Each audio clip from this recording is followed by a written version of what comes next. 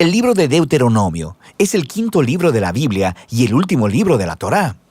Después del éxodo de Egipto, Israel estuvo en el monte Sinaí por un año, entrando en un pacto con su Dios. Y luego tuvieron un desastroso viaje a través del desierto, y la generación del éxodo se descalificó a sí misma para entrar en la tierra prometida de Abraham. Así que Deuteronomio inicia con Moisés delante de esta nueva generación explicándoles la Torá. Y es a partir de aquí que el diseño y el propósito del libro se desarrollan. Deuteronomio está formado por una serie de discursos de Moisés donde él está solicitando a la nueva generación de Israel a ser fieles al pacto con su Dios.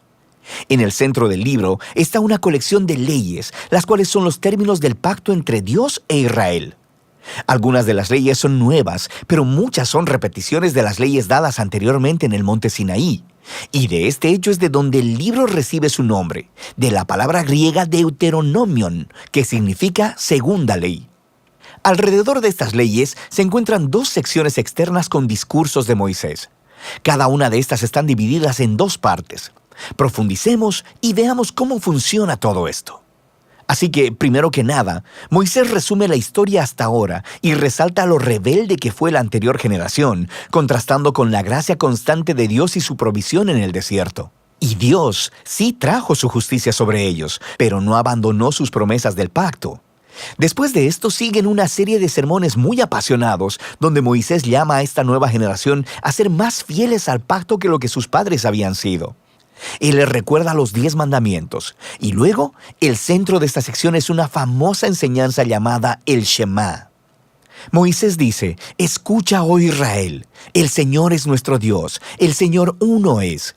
Amarás al Señor tu Dios con todo tu corazón, con toda tu alma y con toda tu fuerza. Esta se convirtió en una oración diaria muy importante en el judaísmo, y esta une todos los temas de este libro. Así que la palabra escucha, Shema en hebreo, significa mucho más que solo oír. Su significado incluye responder a lo que oyes, o en español diríamos obedece. Y la palabra amarás en hebreo también significa mucho más que solo una emoción o sentimiento. Se trata de una decisión devota, de todo corazón a Dios, la cual involucra tu voluntad y tus emociones, tu mente y tu corazón. Ahora, para Israel su obediencia y devoción a Dios servían a un propósito mucho más grande. La obediencia a las leyes de Dios haría a Israel un pueblo único entre las naciones, justo como dijo Dios en el monte Sinaí. Ellos se convertirán en un reino de sacerdotes. Y Moisés ahora dice: ¿cómo? Israel tiene la oportunidad de mostrar al mundo entero la sabiduría y la justicia de Dios obedeciendo sus leyes. Y la otra idea clave en el Shema es que Israel estaba llamado a obedecer y ser devotos únicamente al Señor, o como literalmente dice en el hebreo, el Señor uno es. Ahora, tomando en cuenta el contexto, el punto central es que el Señor es el único Dios a quien Israel debe adorar y obedecer. Israel está a punto de entrar a la tierra de Canaán, donde las personas adoraban ídolos que representaban a todos los diferentes aspectos de la creación: el sol, el clima o el sexo y la guerra. Y en la perspectiva de Moisés, el adorar a esos dioses degrada a los humanos y destruye las comunidades. Pero adorar al Dios de Israel, quien es el Creador y el Redentor, esto guiará a la vida y a la bendición. Y así llegamos a la gran colección de leyes en el centro del libro, y estas están más o menos acomodadas por temas. Así, la sección inicial es acerca de la adoración de Israel a su Dios. Ellos debían tener un templo central donde el único Dios sería adorado. Y Dios también debía ser adorado mediante el cuidado que Israel proveyera a sus pobres. Por ejemplo, todos los israelitas debían apartar 1/10 de su ingreso anual para el templo, pero otro 10 debía apartarse cada 3 años y ser dado a los pobres. Y estas eran la clase de leyes que ponían a Israel en la vanguardia de la justicia en comparación con sus antiguos vecinos.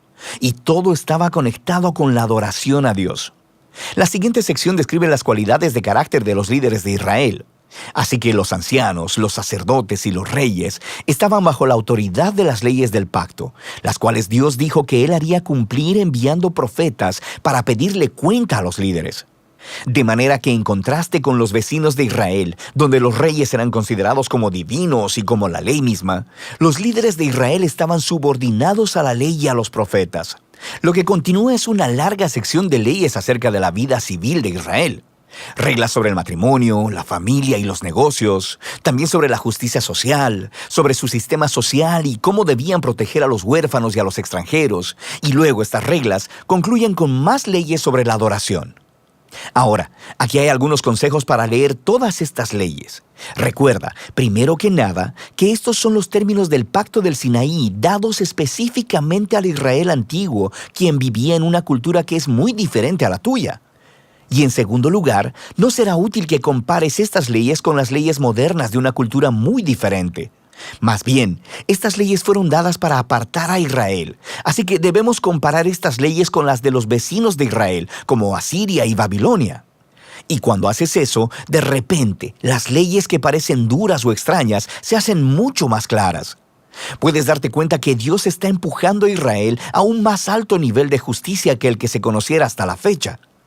Y finalmente, intenta discernir los principios centrales de sabiduría o justicia que están debajo de cualquier ley en particular, y descubrirás algunas cosas bastante profundas. Así que aquí tienes una tarea para obtener créditos extra. Ve a ver cómo el apóstol Pablo hace esto en su primera carta a los Corintios, capítulo 9, versículo 9, y él cita una ley de Deuteronomio capítulo 25, versículo 4. Es muy interesante. Volvamos a Moisés. Después de abordar todas estas leyes, emite el reto final de que Israel debe escuchar y amar a su Dios. Él emite primero una advertencia y un ultimátum. Si Israel escucha y obedece a su Dios, todo irá genial. Habrá mucha bendición divina. Pero si ellos no obedecen y se rebelan, habrá hambre, plagas, devastación y eventualmente exilio de la tierra. Y luego Moisés los obliga a tomar una decisión. Él les dice: hoy he puesto delante de ti la vida y el bien, la muerte y el mal. Escoge, pues, la vida para que vivas tú y tu descendencia, amando al Señor tu Dios y escuchando su voz. Pero luego Moisés dice esto: yo sé que después de mi muerte se corromperán y se apartarán de Dios y terminarán en el exilio. Lo que es un poco decepcionante, pero él ha estado con esta gente durante décadas y es bastante claro que sus esperanzas no son muy altas. Pero no todo está perdido, dice Moisés. Un día, cuando Israel esté en el exilio, en algún punto, dice Moisés, ellos pueden volverse a Dios, quien ha dicho con sus propias palabras que circuncidará sus corazones para que puedan amarle con todo su corazón y toda su alma y así tengan vida. Ahora, esta es una vívida metáfora que está diciendo que algo está fundamentalmente mal con el corazón de Israel. Es necio y duro, y es lo mismo que está mal con el corazón de toda la humanidad. Esto regresa a la rebelión de los humanos en el jardín del Edén. Los humanos eligieron separarse de Dios. Ellos quisieron definir por sí mismos el bien y el mal, y como resultado, arruinaron el mundo bueno de Dios. Pero un día, dice Moisés, Dios hará algo para transformar los corazones de su pueblo, para que puedan realmente escuchar y amar a Dios con todo el corazón. Y entonces serán llevados de vuelta a la vida verdadera.